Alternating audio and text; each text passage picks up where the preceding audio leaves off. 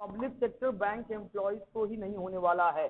इस देश की जनता जिसको पब्लिक सेक्टर बैंक ने आज तक पोषित फलित किया है। जब आप ICICI bank, axis bank, HDFC bank, Kotak Mahindra bank में खाता खुलवाने के लिए जाते हैं तो वहां पर मिनिमम बैलेंस की रिक्वायरमेंट 15,000 25,000 होती है। वहां पर गरीब आदमी को तो छोड़िए, आपके हमारे जैसे लोग भी अपना खाता मेंटेन नहीं कर पाएंगे। ये बात आपको समझनी होगी, लोगों तक पहुंचानी होगी। संगठन अपने स्तर पे संघर्ष कर रहे हैं, प्रयास कर रहे हैं। जंतर मंतर पे भी हमारा धरना प्रदर्शन हुआ था 21 तारीख को। 23 तारीख को भी हमारा धरना प्रदर्शन जंतर मंतर पर हुआ इसके विरोध में। आपको ये बात समझना होगा कि ये जो लड़ाई है ये सिर्फ बैंक के अधिकारियों और कर्मचारियों की नहीं है, ये लड़ाई इस देश की आम जनता की भी है। क्योंकि जब कोरोना आया तो पब्लिक सेक्टर बैंक ही खोल के सबको पैसा दिए। 2-2 हजार रुपए प्रधानमंत्री ने दिए, पब्लिक सेक्टर बैंक ने दिए, लाइन लगा कर दिए। किसान बीमा की कोई निधि आती है, योजना की कुछ भी आती है, पब्लिक सेक्टर बैंक पैसा देते हैं। ये भी आपको समझना होगा। 10,000 रुपए पीएम स्वनिधि योजना में पब्लिक सेक्टर बैंक ने दिए। प्रधानमंत्री जनधन योजना में, जैसा कि अभी हमारे ऑल इंडिया महासचिव गणेशन जी ने बताया, पब्लिक सेक्टर बैंक ने 44 करोड़ अकाउंट खोले। आप कभी इससे वाकिफ हैं, छुपा नहीं है किसी से। प्रधानमंत्री जी ने, फाइनेंस मिनिस्टर ने पार्लियामेंट के पटल पे ये बात रखी है, बोला है कि पब्लिक सेक्टर बैंक ने बहुत अच्छा काम किया। 2 लाख करोड़ रुपए के करीब हम लोगों ने डिपॉजिट उस खाते में डाल दिया।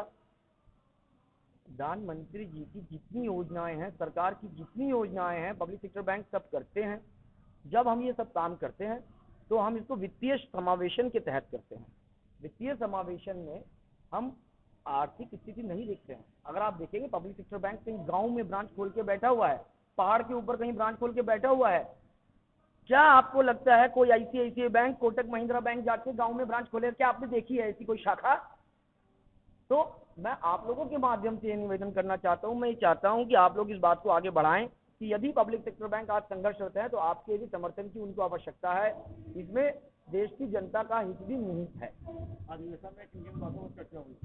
देखिए, अधिवेशन में अभी हमारे जो भारतीय स्तर के नेता हैं, जिन्होंने की जो हमारा बैंकर्स का जो सेटलमेंट होता है सरकार के साथ, उसमें हस्ताक्षर किया हुआ है, कॉमरेड डीएस गणेशन हमारे ऑल इंडिया के महासचिव हैं और सचिव हैं all India bankers officers association के। वो अभी सम्मेलन में जो एड्रेस कर रहे हैं, वो बता रहे हैं कि क्या क्या खतरे हमारे दरवाजे पे खड़े हुए हैं।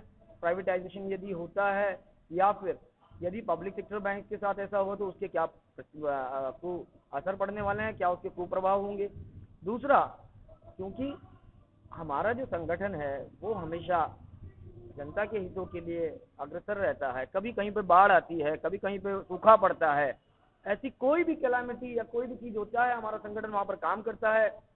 आज हमने गणेशन जी को यहाँ पे इनवाइट किया है लखनऊ के लोगों को एड्रेस करने के लिए। लखनऊ एक महत्वपूर्ण प्लेस है।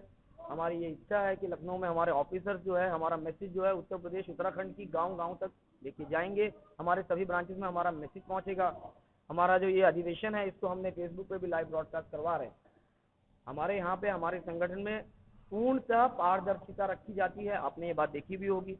हमारी ये इच्छा है कि लोग जो हैं डिसिप्लिन के साथ बैंक के अंदर काम करें। गणेश जी ने अभी हमारे बोला कि यदि पब्लिक सेक्टर बैंक के लोगों को ईमानदारी के साथ, है ना, काम करना है, जनता की सेवा करनी है, यही हमारा ड्यूटी है और हम अपने दायित्वों के प्रति सजग हैं और हम उसको आगे लेके जाएंगे। इस अधिवेशन के माध्यम से हम अपने लोगों को जुझारूता और ये हम उनको मैसेज पास करेंगे कि वो लोग इसके लिए आगे बढ़े, आगे काम करें।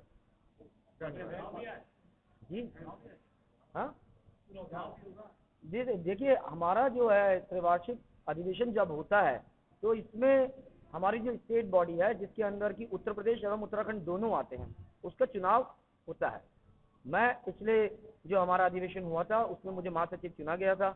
अब आज यहाँ पर जो है हमारे जो लोग हैं डेलीगेट पूरे उत्तर प्रदेश उत्तराखंड से आए हुए हैं, वो निर्वाचित करेंगे जो भी आगामी बॉडी होगी।